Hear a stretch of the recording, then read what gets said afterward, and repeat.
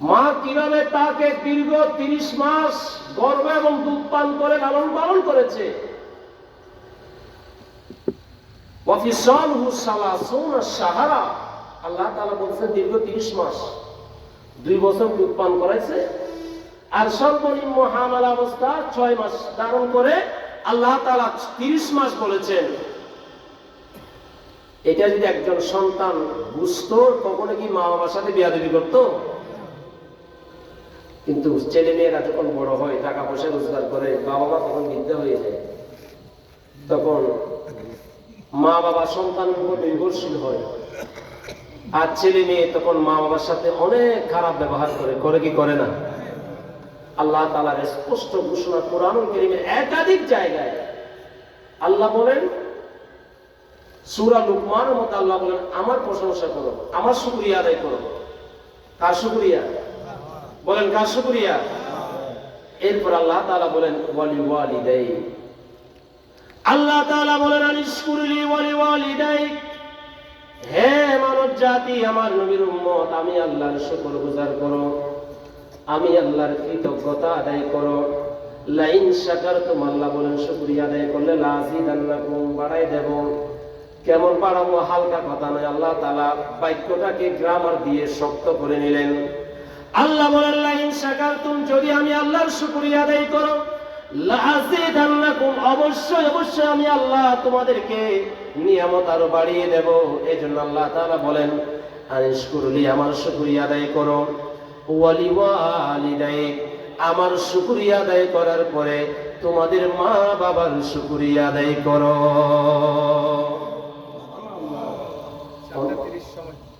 তাই একটু দুশোবার সালাতুনিয়া।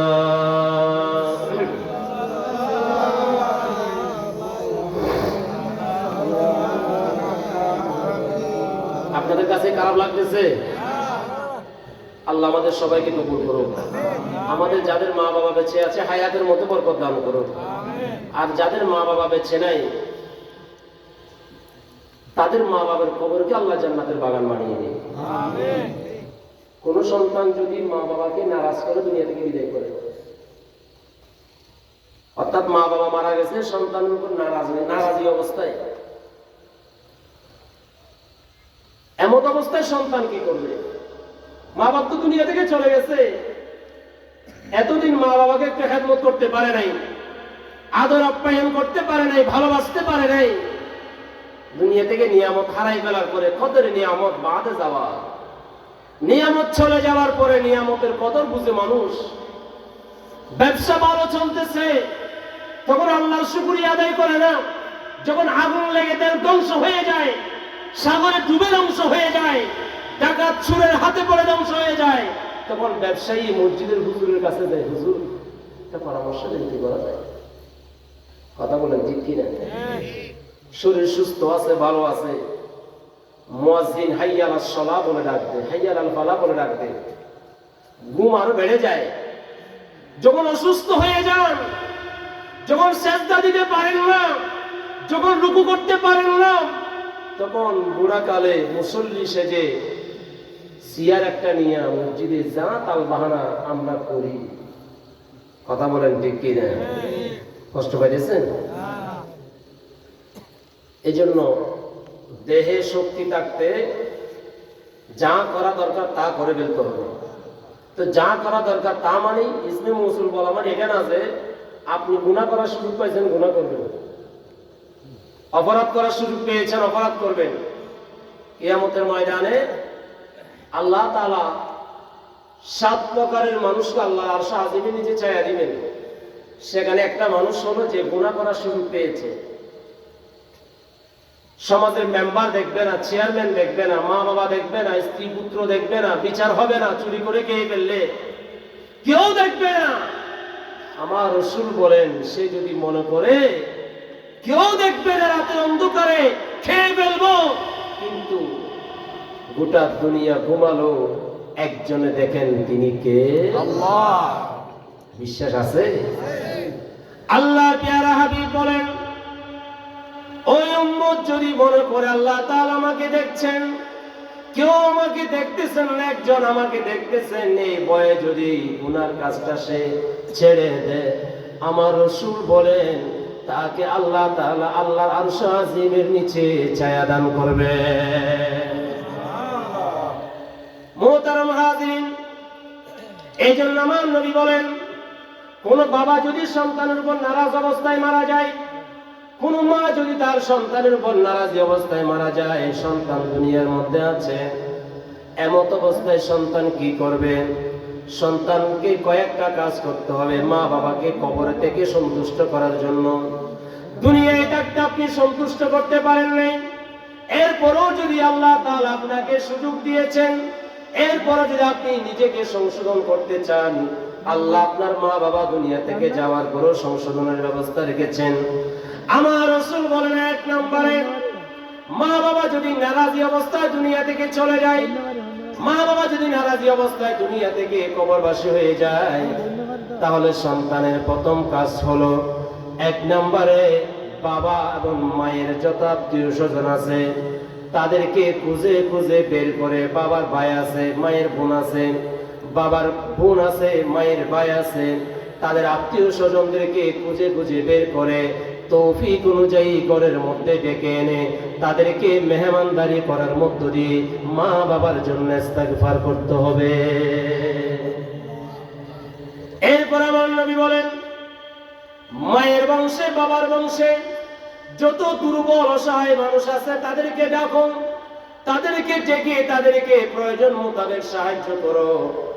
এমনি নেতা সাজাবার জন্য দুনিয়া গাগুড়া কম্বল বিতরণ করে, কিন্তু সারাগের তলে কি? সারাগের তলে দুনিয়া গাওড়াদের মানবতাবাদী বড় নেতা, কিন্তু ঘরের পাশের ঘরে শীতকালে খন করে শীতে ঘুমাইতে পারে না, ঘরের ছাল ছিঁড়ে ছিদ্র হয়ে পানি পড়ে, কুয়াশার পানি, অথচ সে একজন তাহাজ্জুদ গুজার, তার দিকে তার কোনো ভ্রুক্ষেপ।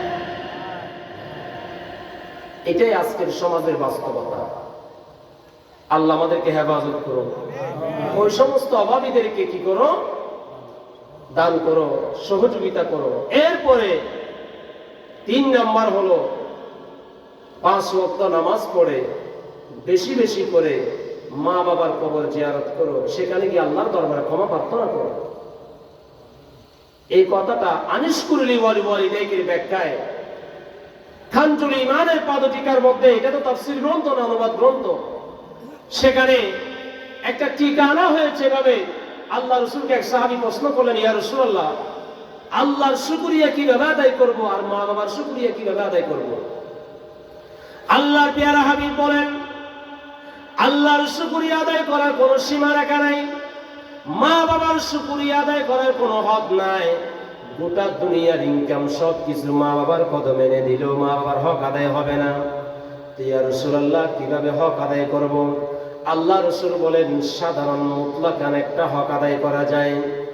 আল্লাহ রাসূল বলেন, দৈনিক 5 ওয়াক্ত নামাজ যদি কেউ জামাতে আদায় করে, আল্লাহ তাআলা আপনাকে যে সমস্ত নিয়ামত দিয়েছেন তার নিয়ামতের মুতলক শুকরিয়া আদায় করা হয়ে যাবে। দৈনিক 5 ওয়াক্ত নামাজ একা কিনা জামাতে? বলেন একা কিনা জামাতে? আল্লাহর প্রাথমিক মুতলক শুকরিয়া আদায় হবে। এরপরে মা বাবার শুকরিয়া আদায় কিভাবে হবে? বলেন, ইয়া রাসূলুল্লাহ, কিভাবে শুকরিয়া আদায় করব মা বাবা? আল্লাহর হাবিব বলেন, আল্লাহ তাআলা কোরআনুল কারীমে মা বাবার জন্য একটা দোয়া শিখাইয়া দিয়েছেন। অনেকগুলা দোয়ার মধ্যে একটা দোয়া হলো, রব্বিরহামহুমা কামা রব্বায়ানি সগীরা। 5 ওয়াক্ত নামাজ পড়লে আল্লাহর মুতলক শুকরিয়া আদায় হবে।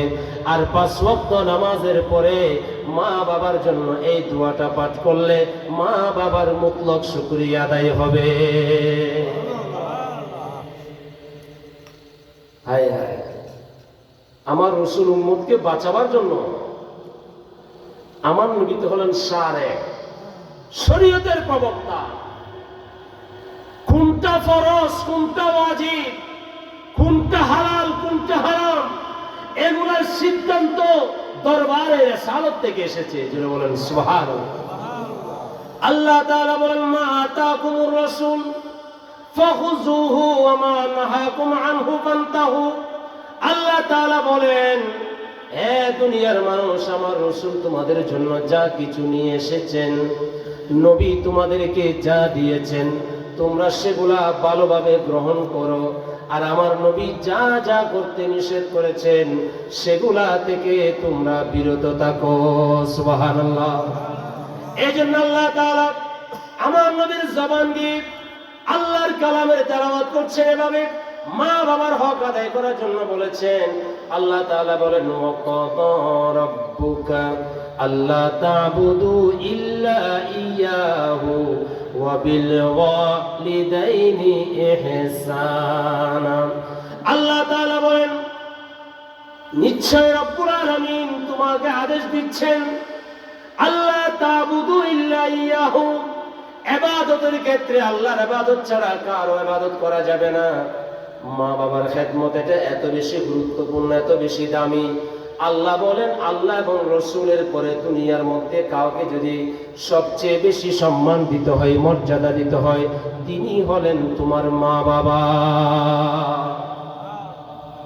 ওয়া বিল ওয়ালিদাইনি ইহসানা, মা বাবার সাথে সদাচরণ করো।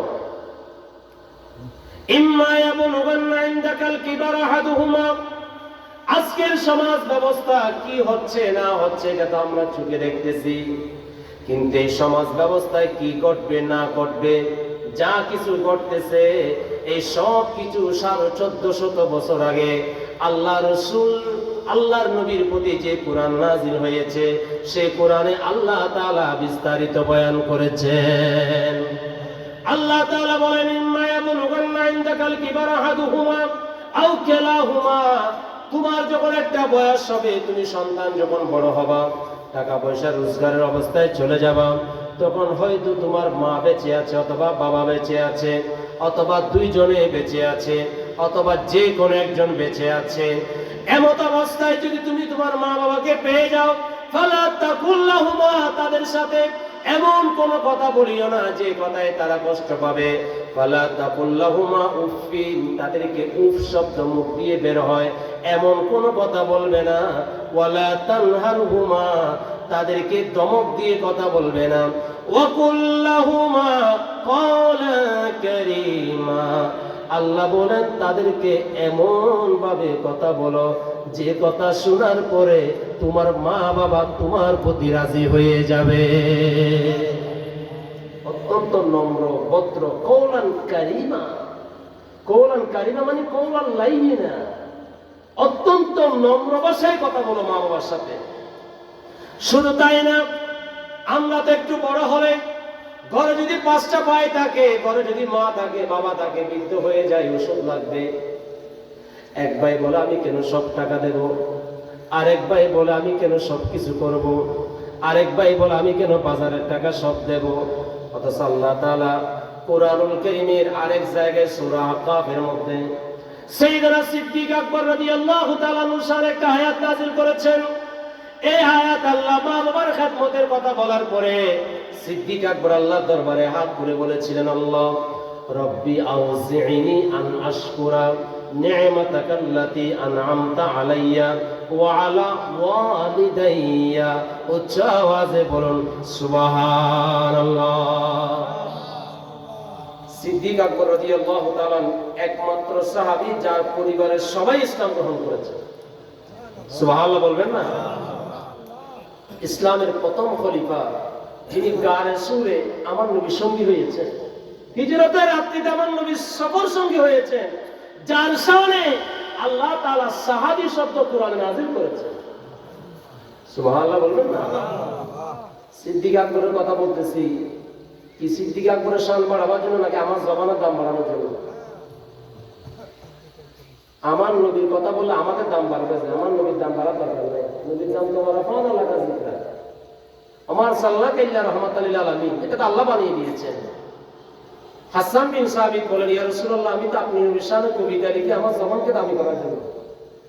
যে হাসান বিন সাবিতের জন্য আমার নবী দোয়া করেছেন, আল্লাহুম্মা আইদুহু বিরুহিল কুদুস। হুজুর বলেন না সুবহানাল্লাহ। হুজুর আমার জন্য একটু আগে সে দোয়া করেছেন, আল্লাহুম্মা ইয়িদহু বিরুহিল কুদুস। হে আল্লাহ, আমার নবী বলেছিলেন, হে আল্লাহ হাসানকে, আমার হাসান নবীর শান গায়, নবীর গুণগান গায়, নবীর প্রশংসা করে, তোমার নবীর তারিফ করতেছে হাসান, অতএব তুমি